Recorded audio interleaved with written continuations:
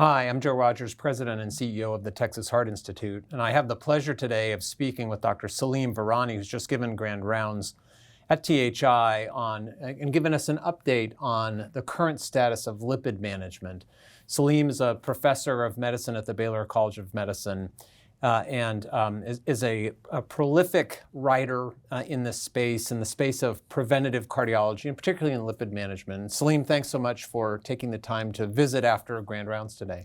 Well, thank you for having me. It was a lot of fun presenting and taking the questions afterwards from colleagues. I'm very interested in all of the new approaches to the management of lipids. And it became clear to me as I was listening to you walk through the different choices and the interesting mechanisms of the drugs.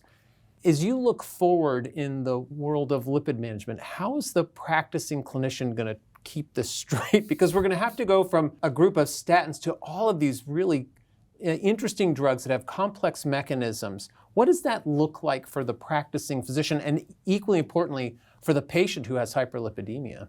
No, that's a great question. I mean, even now, I struggle with things in prevention. There's so much to keep up with. So then for a practicing cardiologist who just doesn't have lipids, there's a lot going on in heart failure space, diabetes space, even in hypertension, there's a lot going on. And then, DAP therapy, the duration keeps changing of when we need to use what. So it's a lot to keep up with. I think the important thing is at an institution level, I think we'll all have to make sure that those things are provided to our clinicians. So the grand rounds we have, the discussions we're having now, I think even having something in EMR that gives you that cognitive support, that's active cognitive support, that, okay, these are the medications that are at your disposal. This is how they work. These are the things you should be careful with. And then I think the guidelines will also have to become more nimble. There is a national effort to actually harmonize guidelines and have regular updates as well. But at the end of the day, none of this will work if it's not made easier for clinicians to implement. So I don't think I have any major solutions to this. I think we'll have to see. There are some clinicians, and now we have younger clinicians who are becoming part of this, right? They may not read the books or read the articles that like you and I did for a very long time. Now it's these small nuggets of information. How do you use social media to give that information? And even that comes in various flavors. But then even the way we do continuous medical education perhaps needs to evolve a little bit. And some of these things we're doing now is probably an evolution of that as well. Yeah. The other thing that struck me is we spent a lot of time talking about, obviously, about lipid lowering, and you talked about some of the outcomes trials that have been done. As I was watching the data, I was thinking about the times that you and I oftentimes engage with patients, and it's after we know they have atherosclerotic vascular disease. With some of these newer therapies, what are your thoughts about the potential for plaque regression? Because we didn't talk, you sort of talked about this idea of treating in a primordial state, getting to it really early and preventing the development. But oftentimes that's not when you and I get engaged with the patient. So what do we know, or what are you projecting about regression of plaques with some of these more interesting aggressive therapies that really lower LDL cholesterol levels? I think that's a great question. And the way I look at this is that the regression of the plaque will also depend on whether you have enough lowering of the LDL cholesterol. And then that can be combined with a lot of these other parameters that we talked about, whether that is parameters that are targeting triglycerides, lipoprotein(a). We talked about those, but then there is this huge field of anti-inflammatory therapies as well. So I have a feeling that when we see these patients in the secondary prevention space or in high-risk primary, when they already have a lot of subclinical athero, there is this opportunity to even show regression. But in those cases, a lot of that is going to be dependent on magnitude of reduction for each of those risk factors that we talked about. And perhaps I think one of the other unexplored areas is that when you use a very potent LDL cholesterol lowering therapy with something that also lowers Lp(a) in a major way, what happens, right? Classic example is that we know that in some of the trials of PCSK9 inhibitors, almost 47-48% of the patients who were on high-intensity statin therapy actually showed a regression of athero as assessed by IVUS. But when we gave PCSK9 inhibitors, that went up quite significantly. In a lot more patients, we saw regression than statins only. Now, the question is, it's showing us that further LDL cholesterol reduction stabilizes Plaque and regresses it quite a bit as well.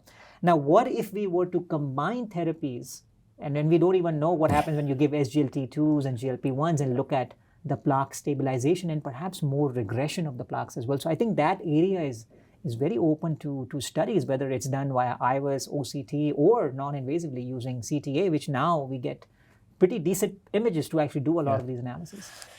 I was really struck by the size of the trials that have been done. You know, you showed a number of trials where the enrollment was between 10 and 20,000 people. Yeah. And a lot of that was predicated on the demonstration of outcomes, but reductions in LDL cholesterol.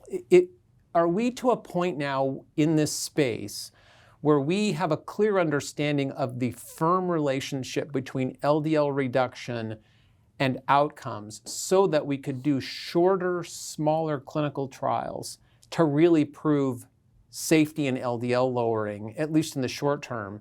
And what do clinical trials look like going forward with some of these newer agents? Because the number of agents that you described today was legion. I think that we're going to have to really rethink how we approach understanding the drugs going forward with a different kind of clinical trial design. Yeah, I think one trial design that there's a lot of discussion on is to identify those high-risk patients using imaging.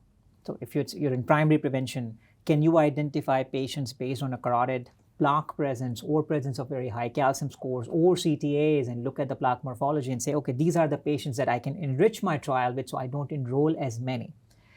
Duration-wise, it's a little tricky. And we saw that PCSK9 inhibitors, that when we did those two trials, one for 2.2 years, one for 2.6 years, the relative risk reduction was not as much as we expected with that significant LDL cholesterol reduction.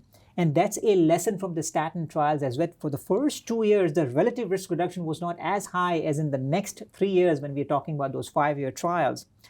So we can do that, but we'll need to make sure that there's enough time given with these trials for us to see the real positive benefits that these trials bring to the patients.